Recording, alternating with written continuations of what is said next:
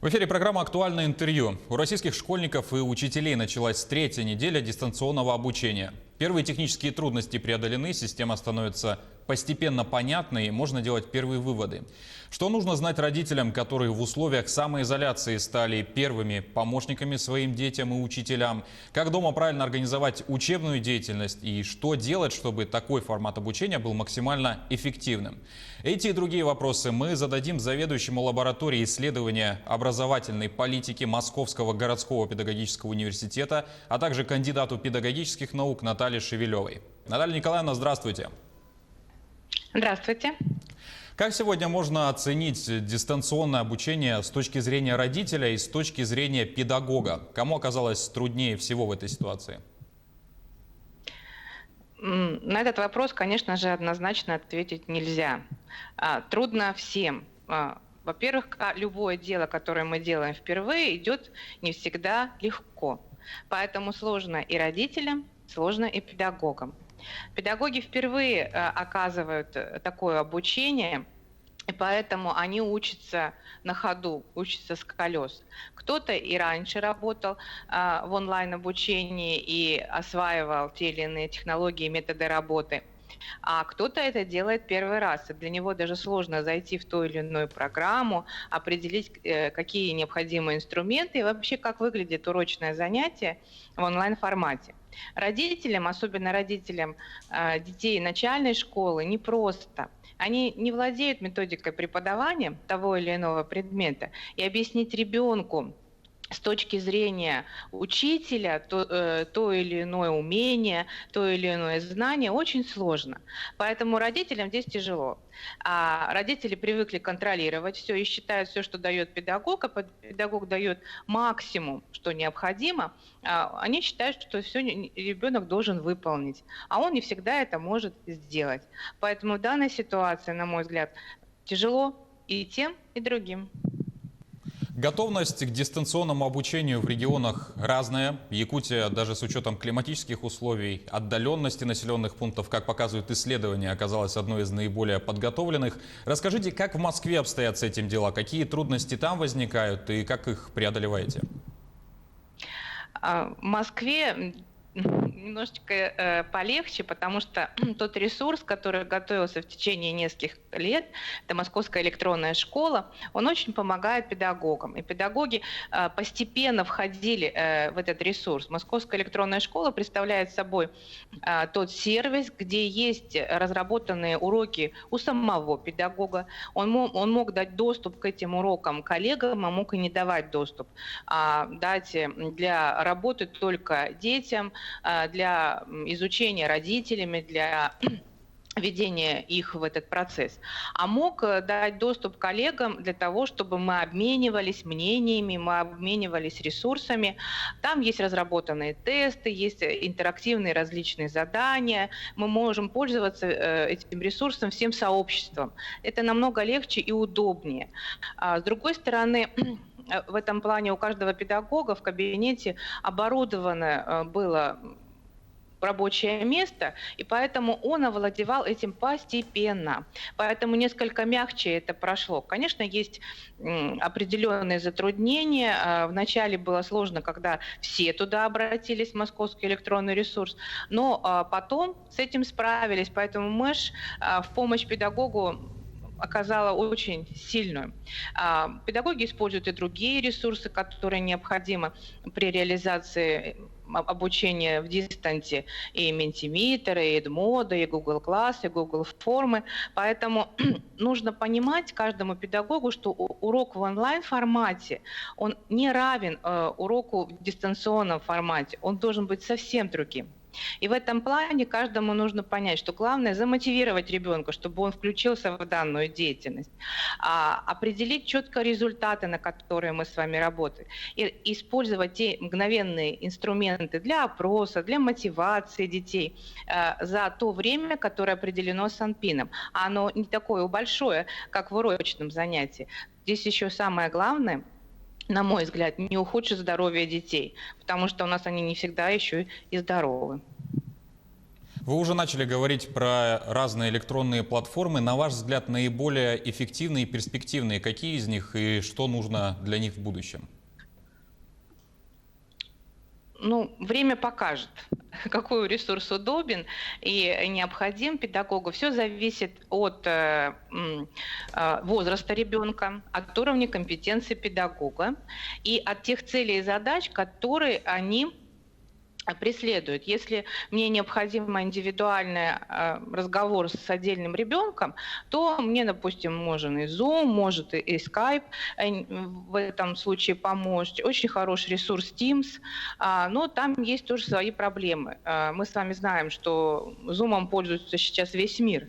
И в связи с этим, конечно, разработчики совершенствуют этот ресурс, но для хорошего обеспечения он, конечно, платный.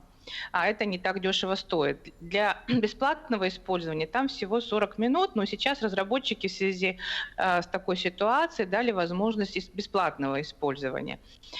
Есть неплохие сервисы, которые помогают нам проводить опросы и проводить задания для актуализации, мотивации ребенка.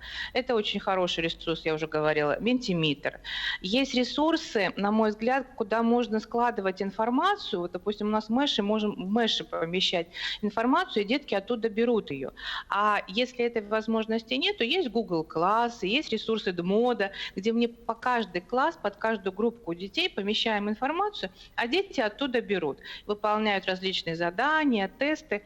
Но на сегодняшний момент, на мой взгляд, ошибка, когда мы даем огромное количество видеоресурсов детям, они должны все это просмотреть, усвоить, а потом выполнить задание. Главная ошибка, когда педагоги заставляют детей фотографировать то, что они написали, и присылать им на почту. В результате, представляете, какой объем информации перерабатывает ребенок, он вынужден отослать это все, а педагог потом все это вынужден очень быстро проверить.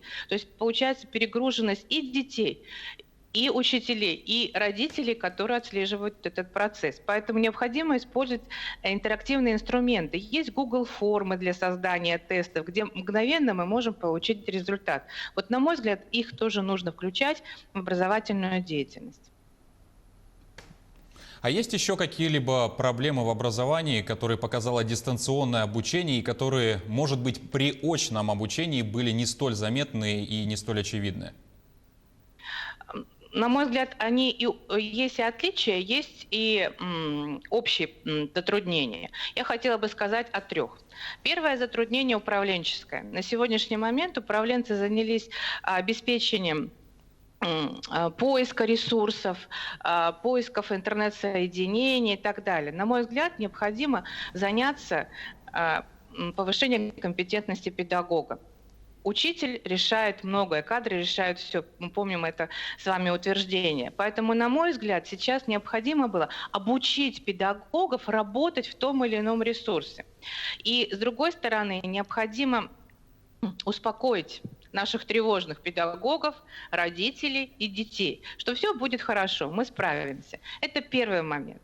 Второй момент – это методический. Необходимо педагогам обеспечить методической помощью, как проводить то или иное занятие, как разрабатывать модель обучения.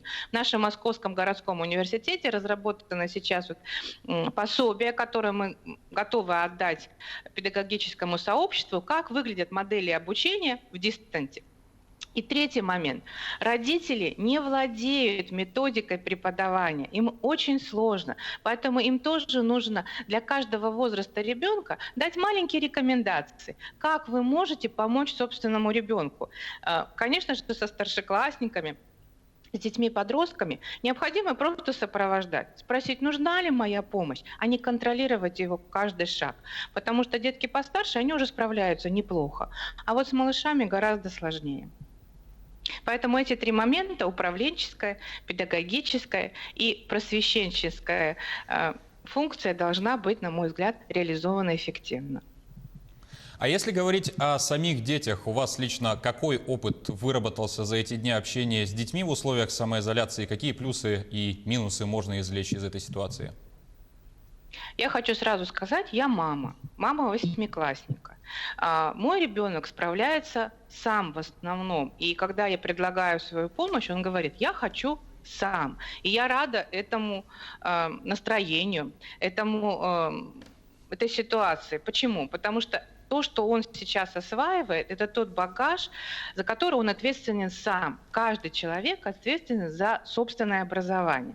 Разговаривая с родителями детей помладше, я вижу, что насколько им тяжело. Во-первых, кто-то не владеет английским языком, не может ребенку объяснить математику или какие-то затруднения в русском языке, в литературе, в физике бывают у них. Поэтому вот с детьми помладше, конечно, намного сложнее. Но здесь зависит очень многое от мудрости педагогов. Многие педагоги, я искренне рада, пишут детям в домашнем задании или в комментарии к уроку какие-то позитивные фразы. Мы по вас скучаем. Либо, ребята, все будет хорошо, мы с вами справимся. Они поддерживают, настраивают на позитивный настрой, то есть организуют коммуникационное общение даже в онлайн-формате.